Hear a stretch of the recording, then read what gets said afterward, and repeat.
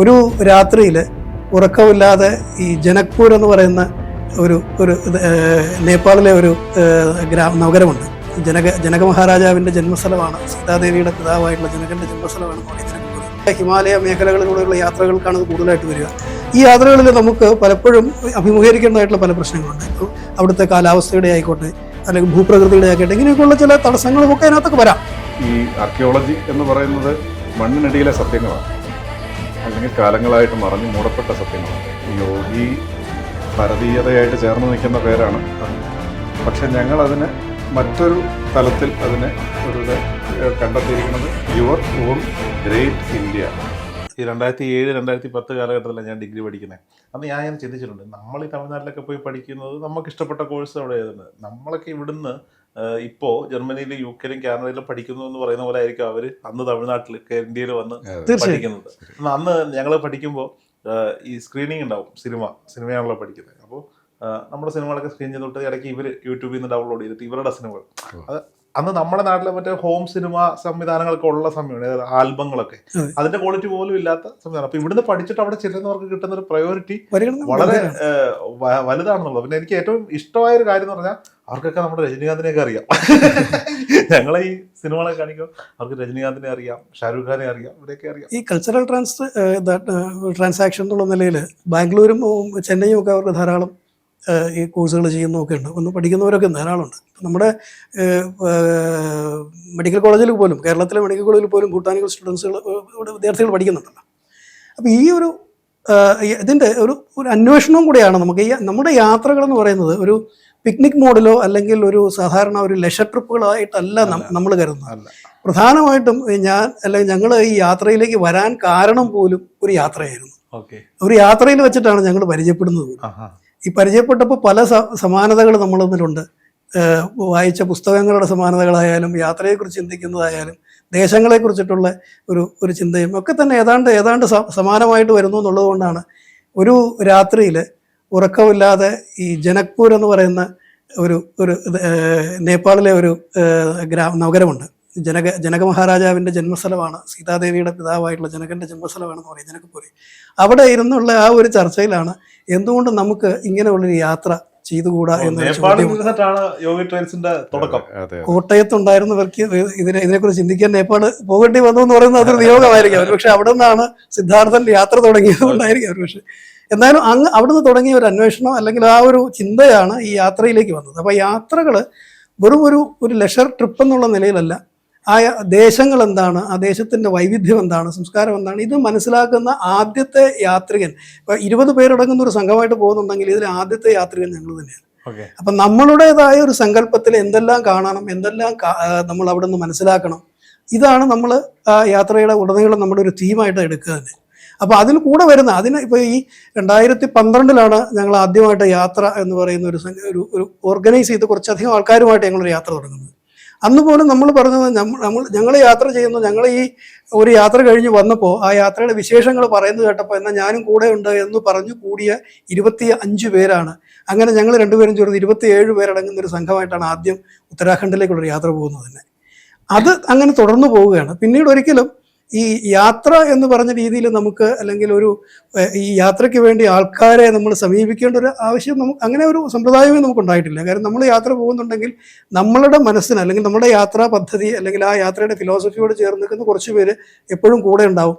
അങ്ങനെ ഒരു സംഘമായിട്ട് ഞങ്ങൾ യാത്ര ചെയ്യുന്ന ഒരു സമ്പ്രദായമായിരുന്നു. യാത്രാ സംഘം എന്ന് മാത്രമേ നമ്മൾ ഉദ്ദേശിച്ചിരുന്നു. ഇപ്പോൾ അതിൽ നിന്ന് മാറേണ്ടുന്ന ഒരു സമയം അതിക്രമിച്ചിരിക്കുന്നു എന്നുള്ളതാണ്. കാരണം ടൂർ പാക്കേജുകൾ ഒട്ടനവധി നമുക്ക് നാട്ടിൽ ലഭ്യമാണ്. അതൊക്കെ കേവലം വിനോദം മാത്രമാണ്. വിനോദത്തിനും അപ്പുറത്തേക്ക് പഠിക്കേണ്ട, മാറ്റി എഴുതപ്പെട്ട പല ചരിത്രങ്ങളുടെയും പിന്നാമ്പുറ കഥകളിലേക്കൊക്കെ പോകാൻ നിങ്ങളുടെ യാത്രകൾ സഹായിക്കുന്നുണ്ടെന്നാണ് നിങ്ങളുടെ സംസാരത്തിൽ നിന്ന് എനിക്ക് കിട്ടിയ ഒരു കാര്യം. അല്ല, അത്തരത്തിലൊരു നിയോഗം അല്ലെങ്കിൽ അത്തരത്തിലുള്ള എന്തെങ്കിലും നമുക്ക് ചെയ്യാൻ പറ്റുന്നുണ്ട്, അത് വളരെ സന്തോഷമുള്ള കാര്യമാണ്. എന്ന് വെച്ചാൽ യാത്രകൾ ധാരാളമുണ്ട്. പ്രധാനമായിട്ട് നമ്മൾ നോക്കുകയാണെങ്കിൽ കോവിഡിന് ശേഷം വന്ന ഒരു കാലഘട്ടം എന്ന് പറയുന്നത് യാത്രകളുടെ സുവർണ്ണകാലമാണ്. ധാരാളം യാത്രാ പാക്കേജുകളും പദ്ധതികളും ആൾക്കാരുടെ പോലും ആ യാത്ര എന്നുള്ള ചിന്താഗതിക്ക് മാറ്റം വന്നു. നേരത്തെ നമുക്ക് നോക്കുകയാണെങ്കിൽ മലയാളികൾ യാത്ര ചെയ്തിരുന്നത് അവരുടെ ജോലി സംബന്ധമായിട്ടോ അല്ലെങ്കിൽ വിദ്യാഭ്യാസ സംബന്ധമായിട്ടുള്ള കാര്യങ്ങൾക്കുള്ള യാത്ര എന്നുള്ളതിൽ നിന്ന് മാറി അറിയാനുള്ള ഒരു സങ്കല്പം, ആ ഒരു ആറ്റിറ്റ്യൂഡോടുകൂടി യാത്ര ചെയ്യാൻ തുടങ്ങിയിട്ടുണ്ട്. അപ്പോൾ അത് വലിയൊരു മാറ്റം തന്നെയാണ്. അപ്പോൾ അതിൽ നമുക്ക് നമ്മുടേതായ എന്ത് വഴി ചെയ്യാം എന്ന് മാത്രമേ നമ്മൾ ചിന്തിക്കുന്നുള്ളൂ. അത് പ്രധാനമായിട്ട് ഇത് തന്നെയാണ്. നമ്മൾ കാണുന്ന ലോകത്തിനപ്പുറത്ത് നമ്മളുടെ ഈ പറഞ്ഞ നമ്മളുടെ പൈതൃകവുമായിട്ട് ബന്ധപ്പെട്ട് അല്ലെങ്കിൽ നമുക്ക് ഇതിൽ നിന്ന് മനസ്സിലാക്കാനുള്ള ധാരാളം ഉണ്ട് എന്നുള്ള ഒരു കാഴ്ചപ്പാട് നമുക്ക് വരുമ്പോൾ ആ കാഴ്ചപ്പാട് നമ്മളോടൊപ്പം വരുന്ന ആൾക്കാർക്കും അല്ലെങ്കിൽ അത്തരത്തിലുള്ള അനുഭവങ്ങൾ അവർക്ക് കൊടുക്കുക എന്നുള്ള ഒരു എളിയൊരു ചിന്ത, അത് മാത്രമാണ് നമ്മൾ ഈ യാത്രയിലൂടെ കാണുന്നത്. ഒരു യാത്രയിൽ നിന്ന് അടുത്ത യാത്രയിലേക്ക് ഒരു വലിയ സമയത്തിന്റെ ഗ്യാപ്പ് കാണിക്കുന്നുണ്ടല്ലോ, അതെന്തുകൊണ്ടാണ്? ഈ നേരത്തെ പറഞ്ഞ പോലെ തന്നെ നമ്മളൊരു യാത്രാ സംഘം എന്നാണ് നമ്മൾ അറിയപ്പെടാനും ആഗ്രഹിക്കുന്നത്. എന്ന് വെച്ചാൽ ഇതിനെ ഒരു വലിയൊരു ഓർഗനൈസ്ഡ് ആയിട്ടുള്ള ഇതൊന്നും ആകില്ല. ഈ യാത്രയിൽ പലപ്പോഴും ഒരു സ്പോണ്ടൈനിറ്റി നമുക്ക് വരുന്നുണ്ട്. അതായത് നമ്മൾ ഈ ഒരു യാത്ര ചെയ്യുമ്പോൾ പ്രധാനമായിട്ട് നമ്മുടെ ഹിമാലയ മേഖലകളിലൂടെയുള്ള യാത്രകൾക്കാണ് ഇത് കൂടുതലായിട്ട് വരിക. ഈ യാത്രകളിൽ നമുക്ക് പലപ്പോഴും അഭിമുഖീകരിക്കേണ്ടതായിട്ടുള്ള പല പ്രശ്നങ്ങളുണ്ട്. ഇപ്പോൾ അവിടുത്തെ കാലാവസ്ഥയുടെ ആയിക്കോട്ടെ അല്ലെങ്കിൽ ഭൂപ്രകൃതിയുടെ ആയിക്കോട്ടെ, ഇങ്ങനെയൊക്കെയുള്ള ചില തടസ്സങ്ങളുമൊക്കെ അതിനകത്തൊക്കെ വരാം. പക്ഷെ അത് നമ്മൾ എങ്ങനെ ഓവർകം ചെയ്യുന്നു, നമുക്കൊരു സ്പോണ്ടൈനിറ്റി അതിനകത്ത് ആവശ്യമുണ്ട്. അപ്പോൾ ആ ഒരു യാത്ര ഭംഗിയായി തിരിച്ചു വന്നു കഴിയുമ്പോൾ ഈ തിരിച്ചു വരുന്ന ആൾക്കാരുടെ മനസ്സിൽ ഉണ്ടാകുന്ന ഒരു തൃപ്തി ഉണ്ടല്ലോ, അത് അവർ തീർച്ചയായിട്ടും നമ്മൾ പ്രകടിപ്പിക്കാറുണ്ട്. അങ്ങനെ അത് വരുമ്പോൾ നമ്മൾ കുറച്ചുകൂടെ ബാധ്യസ്ഥരാകുകയാണ്. ഈ അടുത്ത യാത്രയിലും നമ്മൾ ഇതുപോലെയുള്ള ഒരു ബെഞ്ച് മാർക്ക്, ഒരു സ്റ്റാൻഡേർഡ് നമുക്ക് ഉണ്ടാവണം. അല്ലെങ്കിൽ നമുക്ക് അവർക്ക് എന്ത് കൊടുക്കാൻ പറ്റും, അത് അവർക്ക് തൃപ്തിയാകണം എന്നുള്ളൊരു ചിന്ത വരികയാണ്. അപ്പോൾ ആ ഒരു സങ്കല്പം നമ്മുടെ മനസ്സിലുള്ളത് കൊണ്ട് ഈ എന്താ പറയുക, വളരെ പെട്ടെന്ന് യാത്രകൾ പ്ലാൻ ചെയ്യുന്നതിനോടൊപ്പം അതിനുവേണ്ടി നല്ലോണം ഗൃഹപാഠം ചെയ്ത് അതിന് വേണ്ടുന്നതായ എല്ലാ ക്രമീകരണങ്ങളും ചെയ്ത് എടുക്കുന്നതായിട്ടുള്ള ഒരു അവകാശം തീർച്ചയായിട്ടും വരാം. പിന്നെ ഇതിനെ ഒരു എന്താ പറയുക, നിരന്തരമായി യാത്ര ചെയ്യുക, അങ്ങനെ ഒരു യാത്ര ഒരു പാക്കേജുകൾ ഇത്ര യാത്ര കൊണ്ടുപോകാം, അങ്ങനെ ഒരു സങ്കല്പം നമുക്കില്ല. നമ്മൾക്ക് ചെയ്യാൻ അങ്ങനെ ഒരു സങ്കല്പത്തിലേക്ക് എത്തണം എന്നാണ് ഞാൻ ആവശ്യപ്പെടുന്നത്. കാരണം കൂടുതൽ പേർക്ക് ഇത്തരം യാത്രകൾക്കുള്ള അവസരങ്ങൾ ഒരുങ്ങേണ്ടതുണ്ട്. വേറെ യാത്രകൾക്ക് അപ്പുറത്തേക്ക് അറിവും ചരിത്രവും ഭക്തിയും സംസ്കാരവും ഒക്കെ തൊട്ടറിഞ്ഞ് പോകാൻ പറ്റുന്ന യാത്രകൾ. പക്ഷേ എൻ്റെ സങ്കടം എന്താണെന്ന് അറിയാം, ഞാനിപ്പോൾ ഭൂട്ടാനിൽ എത്ര ദിവസമാണെന്ന് ചോദിച്ചതിൻ്റെ കാര്യം വരാൻ പറ്റുമോ, ഞാനും വന്നോട്ടെ എന്ന് ചോദിക്കാൻ വേണ്ടിയിട്ടായിരുന്നു. പക്ഷെ അത്രയും ദിവസം ഒന്നും മാറി നിൽക്കാൻ പറ്റുന്ന ഒരു സാഹചര്യം ഞങ്ങൾ സ്ഥിരം കേൾക്കുന്ന ഒരു ഇതാണ്. ഞങ്ങളുടെ യാത്രകൾ, ഞങ്ങളുടെ കൂടുതലും വരുന്ന ആൾക്കാർ പലരും തുടർച്ചയായിട്ട് വരുന്ന ആൾക്കാരാണ്. നമ്മൾ വന്ന ആൾക്കാർ ഇപ്പം നോക്കിയറിയാം, നമ്മൾ വന്നു കഴിഞ്ഞാൽ ഒരു വർഷം ഒരു 3-4 യാത്രകളിൽ നമ്മുടെ കൂടെ വരുന്ന ആൾക്കാർ ആണ് പലരും ഉണ്ടാവുക. യോഗീസ് കമ്മ്യൂണിറ്റി എന്ന് പറയുന്ന നമ്മളൊരു ഗ്രൂപ്പ്, അതൊരു വലിയൊരു ഗ്രൂപ്പാണ്. അതിൽ തന്നെ ഞങ്ങൾ അനൗൺസ് ചെയ്യുമ്പോൾ അതിൽ നിന്ന് തന്നെയാണ് നമുക്ക് വരിക. ഞങ്ങളുടെ ഇപ്പോഴത്തെ ഒരു ശൈലി അതാണ്.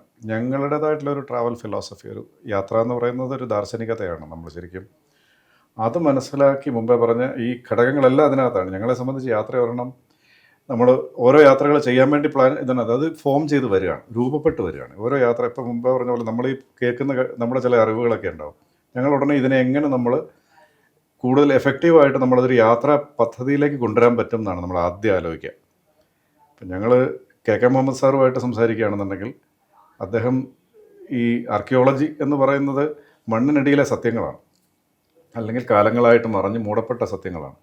ഇതിനെ അദ്ദേഹം കൊണ്ടുവരുന്ന അദ്ദേഹം ഈ സംസാരിക്കുമ്പോൾ ഉണ്ടാകുന്ന പല കഥകൾ. ഇപ്പോൾ ഇടയ്ക്കാണ് അദ്ദേഹം മറ്റേ ഈ ബുന്ദേൽഖണ്ഡിലെ ബട്ടേശ്വർ ഗുഹകൾ, മറ്റേ ക്ഷേത്ര സമുച്ചയം തകർന്നു പോയതും വീണ്ടും അദ്ദേഹം ഒരു കൊള്ളത്തലവൻ്റെ സഹായത്തോടു കൂടി അത് വീണ്ടും റിസറക്റ്റ് ചെയ്തത് കഥകളൊക്കെ അദ്ദേഹം പറയുമ്പോൾ ഞങ്ങളിതിനെ എങ്ങനെ ആ ചമ്പൽ വനങ്ങൾ, നമ്മുടെ ഉള്ളിലെ ചമ്പൽ വനങ്ങളെന്ന് പറയുന്നത് മുഴുവൻ സിനിമകളിൽ കൂടെ കണ്ടതോ അല്ലെങ്കിൽ പണ്ട് കാലത്ത് ഇതിലെ യാത്ര ചെയ്ത ആൾക്കാർക്കറിയാം, ഈ സൈഡിലെ ഷട്ടറൊക്കെ വലിച്ചിട്ടിട്ട് സ്പീഡിലാണ് ട്രെയിൻ പോരുക അവിടെ വന്നു കഴിഞ്ഞാൽ.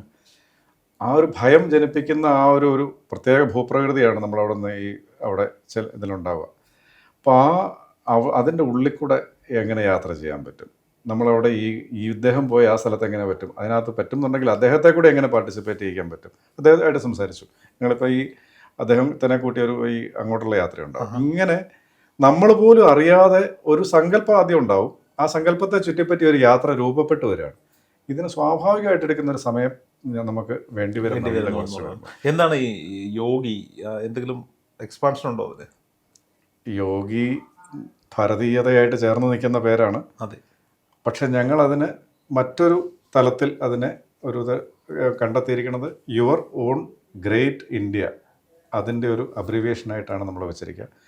ഭാരതീയത എവിടെയൊക്കെ ഉണ്ടോ അവിടെ മുഴുവനും നമ്മൾ ഈ യോഗിയുടെ സാന്നിധ്യം ഉണ്ടാവുക, അതാണ് നമ്മുടെ പ്രധാനം. അത് ഏത് ലോകത്തായാലും ശരി, ലോകത്തിൻ്റെ ഏത് കോണിലായാലും ശരി. അങ്ങനെയാണ് നമ്മളിത് ആദ്യം തുടങ്ങിയത്. ഇൻഹെയിൽ ഇന്ത്യ എന്നാണ് നമ്മളുടെ ആ ഒരു സ്ലോഗൻ. അതാണ് ആ ഇൻഹലേഷൻ നമ്മുടെ ഉള്ളിലേക്ക് ഉണ്ടാവണം. അപ്പോൾ യോഗിക്കായിട്ട് നമ്മൾ എങ്ങനെ ഭാരതീയതയെ നമ്മുടെ ഉള്ളിലേക്ക് എടുക്കാൻ പറ്റും എന്നുള്ളതാണ് നമ്മൾ കൊടുക്കുക. അത് ഞങ്ങളുടെ ഒരു മോഹം എന്താണെന്നറിയോ രോഹിത്, നമ്മളൊക്കെ യാത്ര ചെയ്യുന്നുണ്ട്, നമ്മളൊക്കെ അറിയാൻ ആഗ്രഹിക്കുന്നവരുണ്ട്. പക്ഷേ യാത്ര ചെയ്യേണ്ടത് ഞങ്ങളുടെ സങ്കല്പത്തിൽ കുട്ടികളാണ്. യാത്രകളെന്ന് പറയുന്നത് ഒരുപക്ഷെ എത്ര പുസ്തകം വായിച്ചാലും കിട്ടാത്ത ഒരു അറിവിൻ്റെ സംഗ്രഹമാണ് ഓരോ യാത്രകളും. ഇത് കുട്ടികൾക്കാണ് കിട്ടേണ്ടത്, അവരുടെ ജീവിതത്തിലേക്കാണ് ഇത് പാഠമാവേണ്ടത്.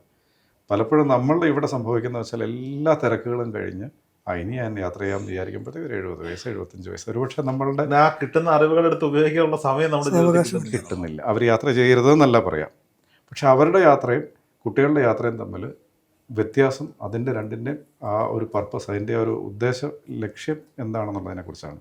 കുട്ടികളുടെ ജീവിതത്തിലേക്ക് ഈ യാത്രകൾ നമ്മുടെ കരിക്കുലത്തിൻ്റെ ഭാഗമാവണം. അർത്ഥമുള്ള യാത്രകൾ ചെയ്യണം, വെറുതെ ഫിസിക്കൽ മൂവ്മെൻ്റ് അല്ല യാത്ര വേണം. അത് നമ്മൾ ഇങ്ങനത്തെ അറിഞ്ഞുള്ള യാത്രകൾ ചെയ്യണം, അവർക്ക് അനുഭവങ്ങൾ ഉണ്ടാവണം. സ്വാഭാവികമായിട്ട് ഞാനിപ്പോൾ എങ്ങോട്ടെങ്കിലും ഒരു യാത്ര പോകണം തീരുമാനിച്ച ഒറ്റയ്ക്ക്, അല്ലെങ്കിൽ ഞാൻ എൻ്റെ ഭാര്യയും കൂടിയാണ് പോകുന്നെങ്കിൽ ആ ഡെസ്റ്റിനേഷനിലെത്തുക, അവിടുന്ന് കറങ്ങുക, പോരുക എന്നുള്ളതാണ്. കഴിഞ്ഞിടയിൽ ഷൂട്ടിൻ്റെ ഭാഗമായിട്ട് ഒരാളുമായിട്ട് പറയാറ്. പക്ഷെ അദ്ദേഹം ഒരു 5 ദിവസം യാത്രയിൽ ഒരുപാട് സ്ഥലങ്ങളിലേക്ക് കൊണ്ടുപോയി. വ്യത്യസ്തമായ തമിഴ്നാട്ടിൽ തന്നെ ചുറ്റിപ്പറ്റിയ തൊട്ടടുത്ത സംസ്ഥാനമാണ്, ഞാനൊരു 3-4 വർഷം ജീവിച്ച സംസ്ഥാനമാണെങ്കിൽ പോലും ഇതുവരെ കണ്ടിട്ടില്ലാത്ത ആചാരങ്ങൾ, സംസ്കാരങ്ങൾ, ഇതിൽ നിന്ന് എനിക്ക് കിട്ടുന്ന കണ്ടന്റുകളുണ്ട്. ഒരു പുസ്തകം എഴുതാനുള്ള കണ്ടന്റ് മൊത്തം അതിൽ നിന്ന് കിട്ടി, അല്ലെങ്കിൽ ഒരു 10-30 എപ്പിസോഡ് ചെയ്യാനുള്ള കണ്ടന്റുകളുമായി വന്നു. അപ്പോൾ ഇത്തരം യാത്രകൾ, പക്ഷേ ആഗ്രഹങ്ങളുണ്ട്. പോകെ യോഗിയുമായി ചേർന്ന് നടക്കും എന്ന് വിശ്വസിക്കുന്നു. കഴിഞ്ഞ ദിവസം സരിത ചേച്ചി ഇന്റർവ്യൂ അവസാനിച്ചപ്പോഴും എന്നോട് പറഞ്ഞു, എന്നാൽ അടുത്ത യാത്രയ്ക്ക് ഞങ്ങളുടെ കൂടെ വാ എന്ന് പറഞ്ഞു, പറ്റുവാണെങ്കിൽ. അപ്പോൾ സ്വാഭാവികമായിട്ട് ഞാൻ വരുമ്പോൾ എനിക്കൊരു ഭാര്യ ഉണ്ടാവും. അപ്പോൾ അയാളുടെ ലീവ്, കാര്യങ്ങൾ, ജോലി, ഇതൊക്കെ നോക്കിയിട്ട് വേണം. അപ്പോൾ ഏതെങ്കിലും ഒരു യാത്രയിൽ നിങ്ങൾക്കൊപ്പം യാത്ര ചെയ്യാൻ കഴിയട്ടെ എന്ന് ഞാൻ ആഗ്രഹിക്കുകയാണ്. ഒപ്പം പ്രേക്ഷകർക്കും ഇവരുടെ യാത്രകളെക്കുറിച്ച് കൂടുതൽ അറിയാൻ യോഗി ഇവരുടെ നമ്പർ നമ്മൾ ഡിസ്ക്രിപ്ഷനിൽ ചേർക്കുന്നുണ്ട്, വിളിക്കുക. Thank you.